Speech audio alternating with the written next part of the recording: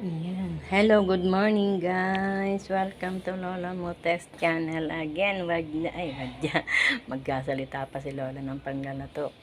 Eto na po si Lola Motes. Magluluto ng tanghalian guys.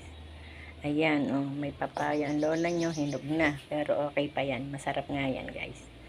Malunggay at chicken. Ayan. Tapos, ayan, nakagaya na rin po tayo ng bawang, luya at sibuyas guys. Yan. Magluluto na ang lola nyo ng tinola. Ayan. Kita nyo naman guys.